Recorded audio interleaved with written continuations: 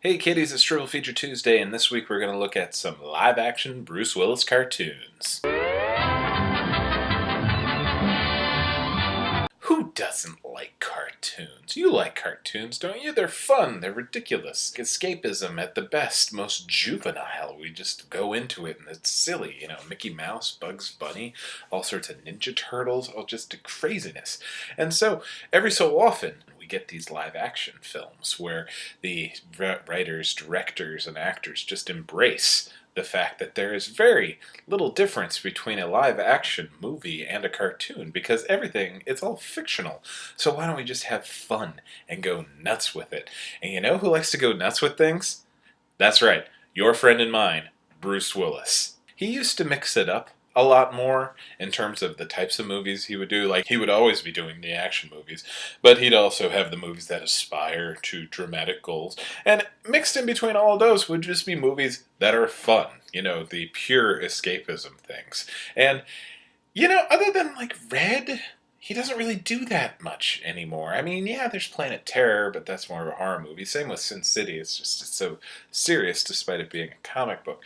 But we're going to look at 3 movies that Bruce Willis has done in which they're just ridiculous. They are just so over the top and silly and embrace the fun of cinema and the fun of Bruce Willis. Remember Moonlighting?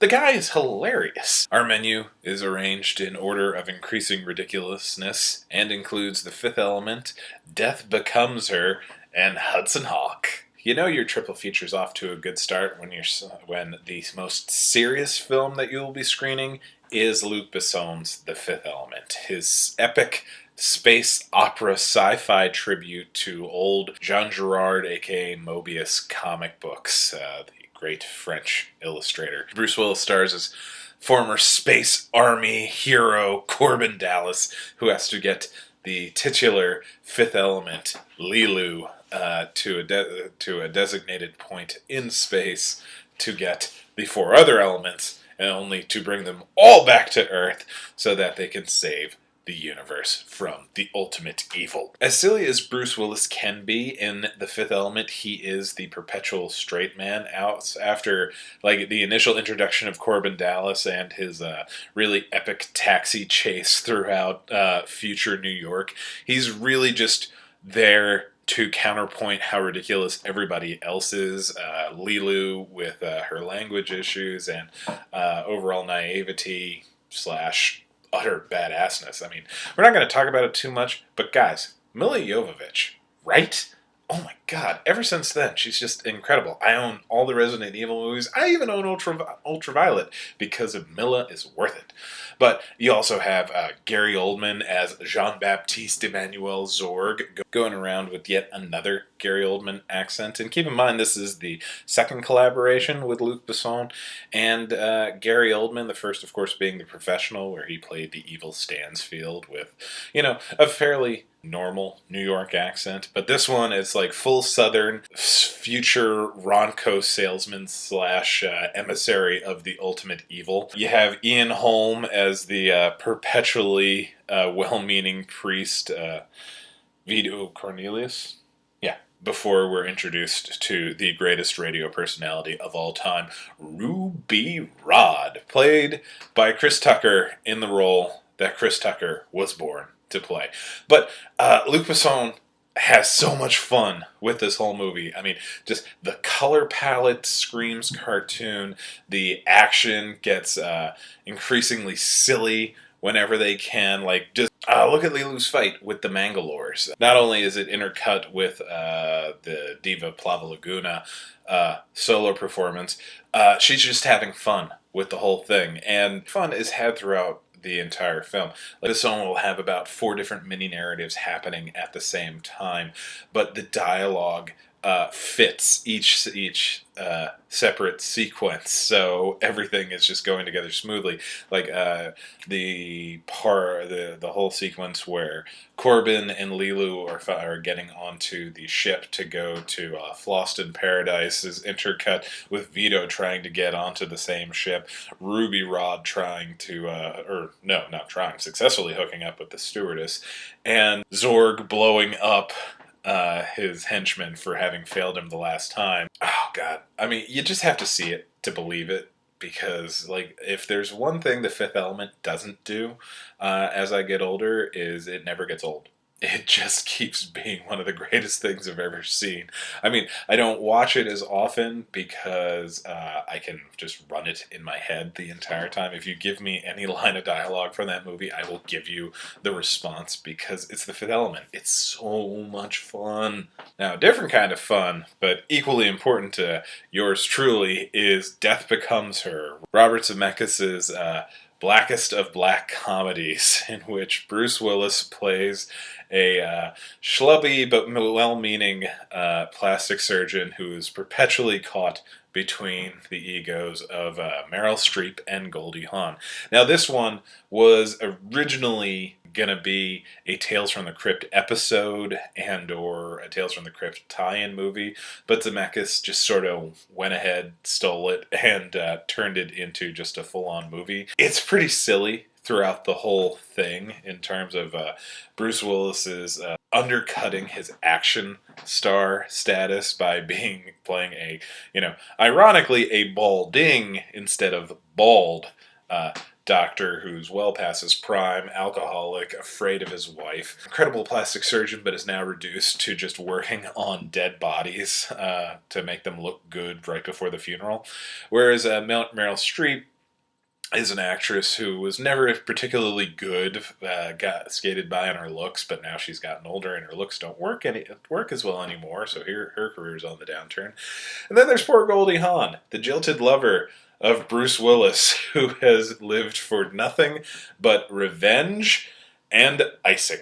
Cake icing, I swear to God. Ever since watching this movie when I was a kid and seeing Goldie Hawn in the fat suit, just eating icing straight from the can, I have trouble eating icing. Like, even, like, dipping your finger on a piece of cake just kind of grosses me out now because it's just, no, I don't want to be that girl. All of this is exacerbated by Isabella Rossellini, who has a secret formula which gives you eternal life and beauty, as long as you're alive. Goldie Hawn and Meryl Streep put this to the test when they start fighting over Bruce Willis, and it really becomes Bugs Bunny and Daffy Duck, or Elmer Fudd and either, in terms of the ridiculous violence that, to their credit, their special effects and makeup department make all of it look real, despite the fact that it is cartoon violence throughout the whole thing, between Goldie Hawn falling down the stairs and then walking around with her head twisted on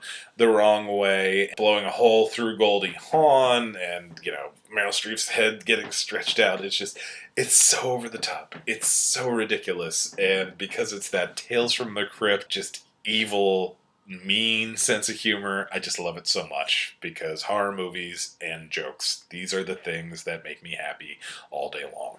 And finally, there's Hudson Hawk, which, again, could watch forever and a day. And if you ask certain relatives, I have, because they just don't want to see it anymore, because they don't understand it.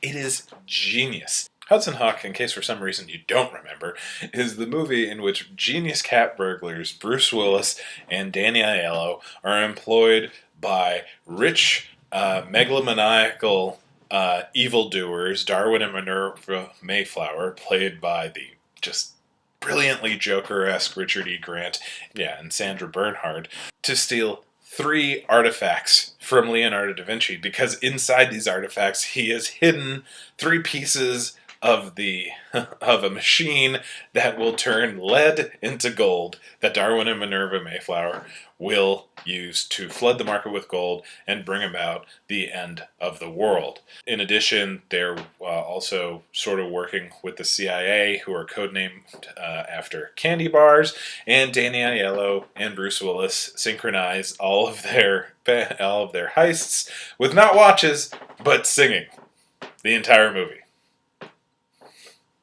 I love it so much. I love it so much. It's so good. It's so ridiculous. It's so silly. You can't take it seriously for even a second. Like the opening of the movie starts with a flashback to Leonardo da Vinci perfecting his machine, and he realizes that it makes gold, and he's trying to think of what to do with it because, my God, he has created the holy grail of alchemy. And as he's wandering around trying to figure out what to do with this new device, he goes to the Mona Lisa, which is still in progress, and he tries to get her to smile, and Mona Lisa has the most like hideous teeth, which is why he paints her with a closed mouth. It's so silly. It's so much fun. The candy bars. David Caruso doing his Harpo Marx impression. Andrew Briniarski, he's Butterfinger in this movie. He's Christopher Walken's son in Batman Returns. He's Leatherface in the Texas Chainsaw Massacre remake. The scary Vatican secret agents, Andy McDowell, George Covert. All this, and Frank Stallone's in this movie.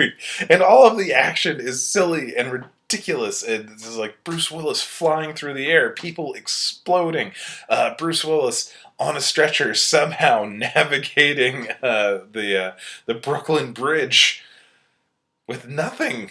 I mean, he like ends up throwing his change into the toll so he can keep going, and that's before we get people with rocket-propelled grenades stuck to their heads, and that's before we get into people getting thrown off buildings and driven off cliffs. I mean, guys, it's Hudson Hawk.